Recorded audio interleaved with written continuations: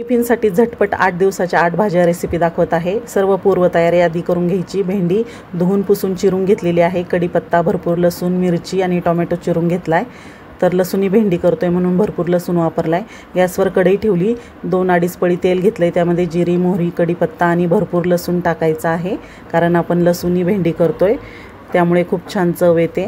आता यामध्ये मिरची टाकायची आहे। मिरची आणि लसूण चांगला परतल्यावर त्यामध्ये हळद टाकायची। हळद आधीच टाकायची नाही, नाहीतर करपते। आता हळद टाकल्यानंतर पिकलेला एक बारीक चिरलेला टोमॅटो टाकलेला आहे, म्हणजे मोठा टोमॅटो घेतला होता तो बारीक चिरून टाकलेला आहे।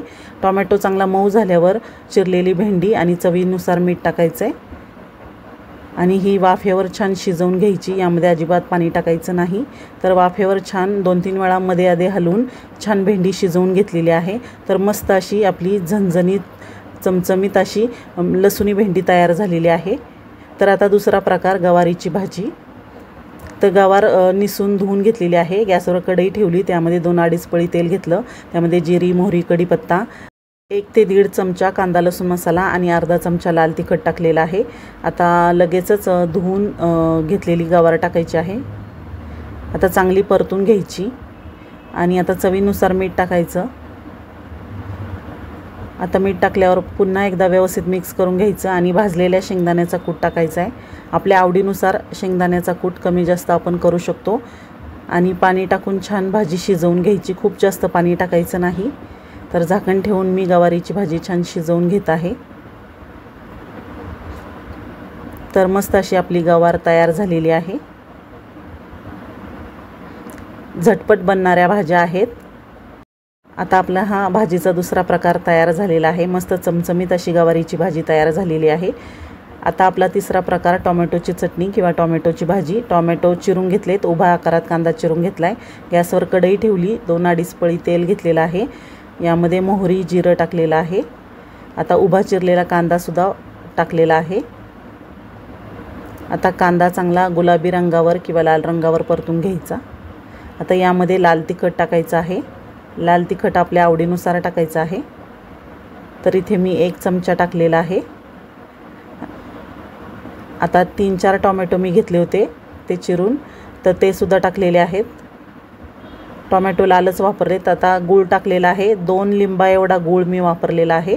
चवीनुसार मीठ टाकले। गुळामुळे छान चव येते या टोमॅटोच्या चटणीला, त्यामुळे गूळ नक्की टाकायचा आणि वरून आता भाजलेल्या शेंगदाण्याचा कूट टाकायचा। तर 1 नंबर लागते ही टोमॅटोची चटणी किंवा आपण याला टोमॅटोची भाजी सुद्धा म्हणू शकतो। आवडीनुसार शेंगदाण्याचा कूट टाकायचा भाजलेल्या आणि झाकण ठेवून छान शिजवून घ्यायची। ही भाजी लगेच शिजते, कारण टोमॅटो लगेच शिजतो। तर मस्त अशी आपली टोमॅटोची चटणी म्हणजेच भाजी तयार झालेली आहे। आता आपला चौथा प्रकार आहे मेथीची भाजी, डाळ घालून मेथीची भाजी। तर इथे भरपूर लसूण चिरून घेतलेला आहे। कुठल्याही पालेभाजीला लसूण भरपूर वापरायचा। तेल गरम झाल्यावर लसूण टाकलेला आहे। आता लसूण हलकासा परतल्यावर त्यामध्ये मिरची टाकायची आहे। झणझणीत मेथीची भाजी बनवतोय त्यामुळे मिरची भरपूर वापरलेली आहे आणि इथे मी 2 जुडी मेथीच्या भाजीची भाजी करत आहे, 2 गड्डीची, त्यामुळे भरपूर प्रमाणात लसूण आणि मिरची वापरलेली आहे। तर आता धुवून घेतलेली मेथी टाकलेली आहे। आता छान मेथी परतून घ्यायची। चवीनुसार मीठ टाकायचं। आता मीठ टाकल्यावर व्यवस्थित मिक्स केल्यावर भिजवलेली मूग डाळ घ्यायची। 10-12 मिनटं मी भिजत ठेवली होती मूग डाळ, म्हणजे लवकर भाजीमध्ये शिजते। तर आता पाणी न टाकता छान मंद आचेवर आपल्याला मेथीची भाजी शिजवून घ्यायची आहे। तर मस्त अशी आपली मेथीची भाजी पण तयार झालेली आहे। डाळ टाकलेली खूप छान लागते मेथीची भाजी। आता आपला पुढचा भाजीचा प्रकार आहे वालीच्या शेंगाची भाजी। तर अशी 1/2 किलो मी वालीच्या शेंगा घेतलेल्या आहेत। अशा प्रकारे निवडून घ्यायच्या, मग धुवून घेतलेल्या आहेत। आता ह्या पूर्ण निवडून साफ करून घेतलेल्या आहेत। आता गॅसवर कढई ठेवली, त्यामध्ये ह्या निवडलेल्या वालीच्या शेंगा टाकलेल्या आहेत। अर्धा ते पाऊण ग्लास पाणी टाकून वालीच्या शेंगा 10-12 मिनटं वाफवून घ्यायच्या आहेत। पाणी खूप टाकायचं नाही, पाणी अर्धा ते पाऊण ग्लास टाकलेला आहे। पूर्ण पाणी आटलेलं आहे, तुम्ही पाहू शकता। आणि आता ह्या शेंगाही शिजलेल्या आहेत, काढून घेतल्यात। आता गॅसवर कढई ठेवली, अर्धा चमचा जिरं, मोहरी, कढीपत्ता टाकलेला आहे। 1 ते 1.5 चमचा कांदा लसूण मसाला आणि अर्धा चमचा लाल तिखट टाकलेलं आहे। आता यामध्ये शिजवलेल्या वालीच्या शेंगा पण टाकलेल्या आहेत। आता शेंगा आधीच आपण शिजवून घेतल्यामुळे ही भाजी लवकर तयार होते। फक्त आता आपण फ्राय केली की 5-10 मिनिटं ठेवली की लगेच तयार होते। चवीनुसार मीठ टाकले। आता भाजलेल्या शेंगदाण्याचा कूट टाकलेला आहे, तो पण आपल्या आवडीनुसार टाकायचा आहे।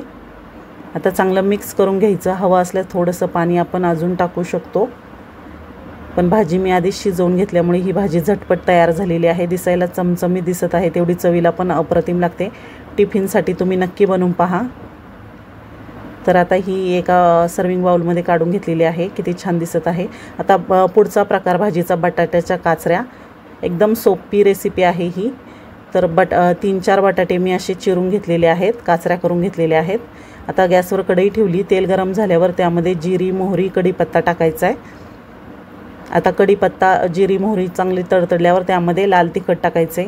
या भाजीसाठी आपण लाल तिखट वापरत आहोत। तर लाल तिखट टाकल्यावर बटाट्याच्या काचऱ्या टाकून मिक्स केल्या आणि मग त्यामध्ये पाणी टाकलेलं आहे। पाणी अगदी थोडं टाकायचं आहे, कारण बटाटा लवकर शिजतो। आपल्याला ही सुकीच भाजी बनवायची आहे। आता झाकण ठेवून भाजी शिजवून घेतलेली आहे।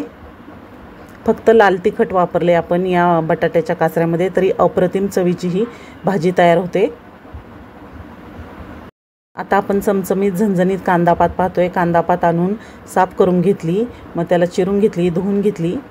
आता गॅसवर कढई ठेवली, त्यामध्ये तेल टाकलेलं आहे। आता लाल तिखट टाकलेलं आहे 1 ते 1.5 चमचा। लाल तिखटामधली कांदापात खूप छान होते। आता मिरची पावडर जळून द्यायची नाही, म्हणजे लाल तिखट जळून द्यायचं नाही। लगेचच धुतलेली निथळून घेतलेली कांदापात टाकायची। पाणी टाकायचं नाही अजिबात यामध्ये, निथळून घ्यायची त्यासाठी भाजी व्यवस्थित। 1 ते 1.5 चमचा लाल तिखट टाकले आपण यासाठी। आता इथे 20 ते 30 मिनिटं भिजवलेली हरभरा डाळ घेतलेली आहे। डाळ शिजण्यासाठी आधी भिजत घालणं गरजेचं आहे। आता आवडीनुसार आपण डाळ टाकायची, चवीनुसार मीठ टाकायचं आहे आणि छान भाजी शिजवून घ्यायची पाणी न टाकता। तर मस्त अशी आपली कांदापात तयार आहे। आता पुढची भाजी फ्लावर आणि बटाटा भाजी। तर फ्लावर आणि बटाटा साफ करून घेतलेला आहे, धुवून घेतला आहे। कढईमध्ये तेल, जिरं, मोहरी, कढीपत्ता टाकलेला आहे। 1 ते 1.5 चमचा कांदा लसूण मसाला आणि अर्धा चमचा लाल तिखट टाकले आणि साफ केलेला फ्लावर बटाटा टाकलेला आहे। आता वरनं चवीनुसार मीठ टाकायचं आहे, पुन्हा मिक्स करून घ्यायचं आहे।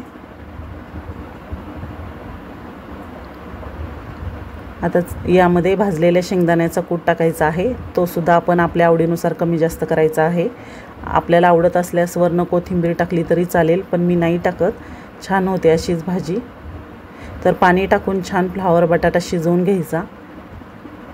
मस्त चमचमीत अशी आपली फ्लावरची भाजी तयार होते, तुम्ही पाहू शकता। मस्त अशी आपली फ्लावर बटाट्याची भाजी तयार आहे। सर्व भाज्यांचे प्रकार तुम्ही करून पहा। रेसिपी आवडल्यास लाईक, शेअर, सबस्क्राईब करा। Bye bye.